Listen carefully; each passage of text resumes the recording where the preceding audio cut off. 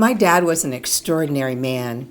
He was a wonderful father, a coach, an educator, a trailblazer. He was a wonderful role model not only for me and my two brothers, but for the community at large. Dad actually ran his first big race in England as part of a U.S. Army Challenge event, but he really rose to prominence in the 1950s as part of the Morgan State University, now what used to be called Morgan State College, NCAA half-mile champion. And his record at the Penn Relays stood for over 50 years. And Dad, as part of this traveling team, it was a traveling running team. He went to Europe, he went to Norway and Finland and England and France. And then he ultimately qualified and was part of the USA AAU team. And he went to the Pan American Games where he won a gold medal, which he was eminently proud of. We had this gold scrapbook with the emblem on with the 5 rings. Dad chose to pass on the 1952 Olympics so he could come back to Maryland, back to Bel Air, and start his career and raise a family. He took a job teaching at Central Consolidated School, which is in Hickory. It's now, I believe, Hickory Elementary School. And later, about 15 years later, he moved over to Bel Air High School. But when Dad's coaching era began, he coached for 15 years and was really during the Jim Crow era. In his 15 years at Central, he had an incredible legacy. He coached track teams to 8 state championships, 6 more in cross country, and 2 in basketball. Pretty remarkable.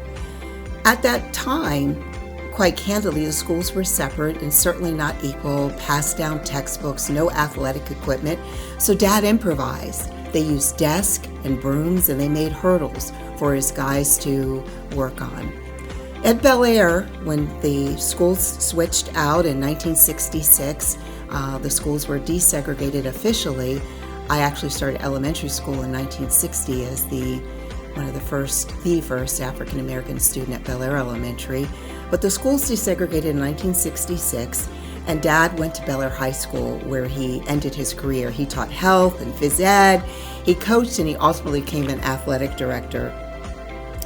As part of the coaching staff, his track team won 2 state championships, again continuing his legacy in track in 1967, 1968. And along the way, he had a quarter-mile relay team, and of course that was Dad's specialty, the quarter mile. And that team established a state record that stood from 1966 to 1991. Again, another remarkable feat. Dad, when he was at Bel Air, went on to help coach the football team. And Bel Air's last undefeated football team was 1967. I actually got to accompany my dad. But over his 30 years of teaching and coaching, Dad retired, but he really didn't stop. My parents moved to Florida, and Dad continued as a substitute teacher and worked in that for a long period of time, probably another 20 years after he retired. But he was really instrumental in Harford County. He was a trailblazer. He helped start the Bel Air Parks and Recreation Department. He sat on their board of directors. He was elected to the Bel Air Town Commissioners, the first and only African American that I'm aware of that was elected to the Town Commission. Dad was honored and is a member of the Morgan State University Hall of Fame, the State of Maryland Athletic Hall of Fame, the Harford County Educators Hall of Fame, and I was privileged to be able to go to each one of those events when Dad was honored.